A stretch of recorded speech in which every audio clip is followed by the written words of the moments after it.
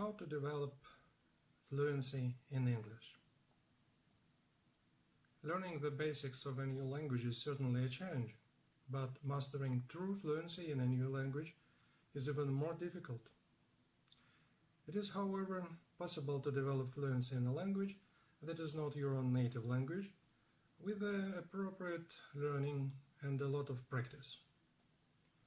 Developing fluency in English can be done with determination and hard work.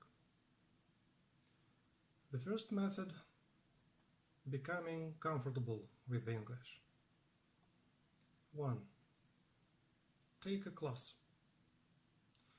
If you are just beginning to learn English, it's best to begin by taking a class. A qualified teacher can guide you through the basics of English and help you understand the way the language system works. If you cannot take a class, try to find an online language acquisition program. 2. Get a translation dictionary. Find a dictionary or online app that offers translations of words from your native language to English and from English to your native language. This can help you in the early stages of learning English as you master your vocabulary acquisition. 3. Expand your vocabulary. Once you have a basic understanding of the way that English works, spend some time expanding your vocabulary. You may want to find English flashcards in your language. If you feel that you have a mastery of everyday vocabulary words but wish to learn more, try finding some advanced vocabulary flashcards. Reading in English and circling words that you are unfamiliar with, then looking up the words and making an effort to incorporate them into your vocabulary is a great way to increase your vocabulary. 4. Check your local library for books or classes. Many public libraries offer resources for the English language learners. They may even host free classes for community members who wish to improve their language fluency. This is more common in areas with a large community of language learners. The library also may have books or audiobooks that you can check out for free. 5. Find an IPA dictionary. The International Phonetic Alphabet, IPA, can help you learn how to pronounce words that you see in writing but don't know how to say. The book should provide a guide to interpreting the IPA symbols, but you can also find videos online that tell you how to say each of the IPA letter sounds. 6. Read different types of English writing. Try to find a mix of more and less formal writing, so you can get a sense of both formal and conversational English. If there is an English newspaper available in your area, pick one up every day and read through it. This will give you a source for learning new words and common sentence structures on a daily basis. Also try reading novels in English.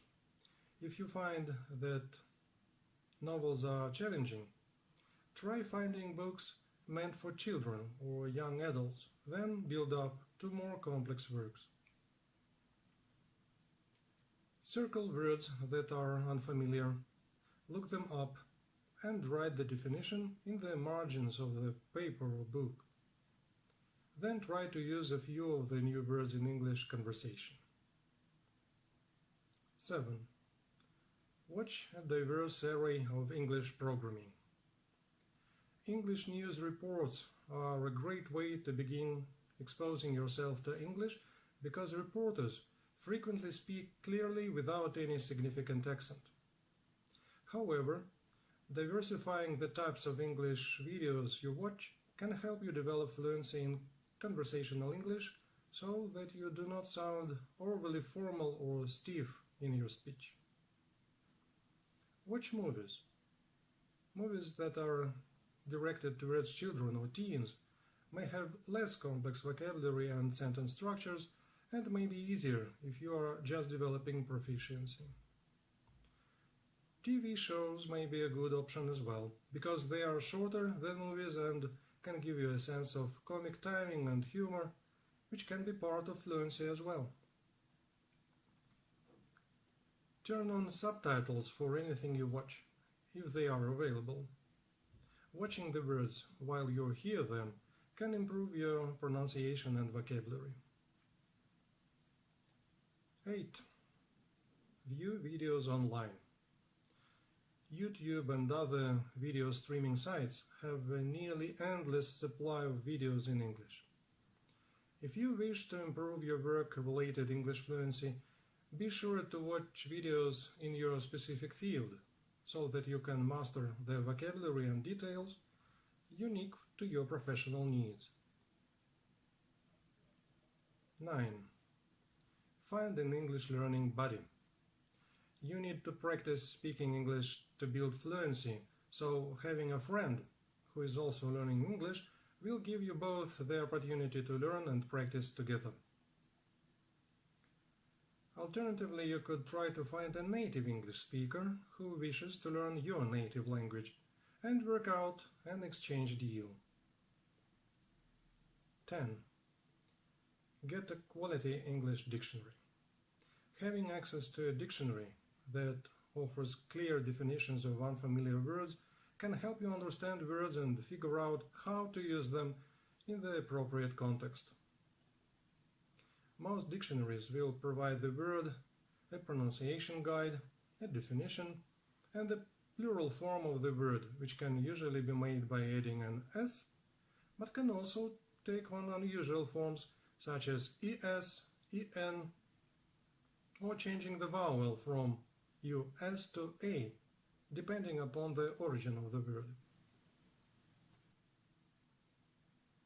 The second method, practicing fluency. 1. Speak in English. Developing fluency requires constant and consistent practice speaking aloud. It is best if you can speak with a native English speaker, but if you cannot, speak with whoever is available to you. You can even talk to yourself aloud in English. Immersing yourself fully in English is the best way to become fluent. 2. Repeat what you hear native speakers say. Repeat sentences of native speakers, focusing on pronunciation, cadence, and rhythm. Record yourself speaking and play it back to give yourself the opportunity to evaluate whether your repetition sounds the same as the original. Remember to think about both what words the native speaker chooses and how they use the language. 3. Use a conversation exchange website. A conversation exchange website is like a matchmaking service for language learners. The website will match you with a native English speaker who is seeking to learn your native language. Through video or audio chats, you can have conversations in each language and give each other immediate feedback and tips.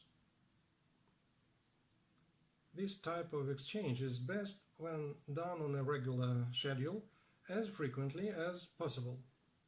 Find someone who has a schedule similar to yours and who is similarly committed to developing fluency. 4. Listen to other people speaking English. Particularly if you are living in an area with English speakers, listening to other people's public conversations can frequently be a good way to practice your English comprehension and fluency. Notice things such as the rhythm of their speech, cues for when one speaker is finished talking and the other begins, and how questions and answers are posed. 5. think in English. This may be tricky, but practicing forming thoughts in English can help you almost as much as speaking in English. Try narrating your day in English. For example, you may think to yourself, I'm walking out of the door, I see a cat on the street, I am going to take a bus and go to work. In English rather than in your native language. The third method, developing fluency through immersion. 1. Travel to an English-speaking area. While a country whose primary language is English is ideal, there are English-speaking communities in other countries as well. Find such a community or country and stay there for an extended period of time. The longer you stay, the more proficient your language fluency will become. 2. Speak only English. Even when you are unsure of what exactly to say, find a way to communicate only in English. Not giving yourself the option to fall back on your native language will help you become proficient in English more quickly and understand the system of the language more fully. 3. Ask people to refrain from speaking other languages. If you are attempting an English immersion in a country that is not primarily English-speaking, ask those around you to speak to you in English whenever possible. This can be tricky if you are attempting language immersion at home, but your family may benefit from the immersion experience as well. Try to make it a fun learning experience for everyone. 4. Be confident.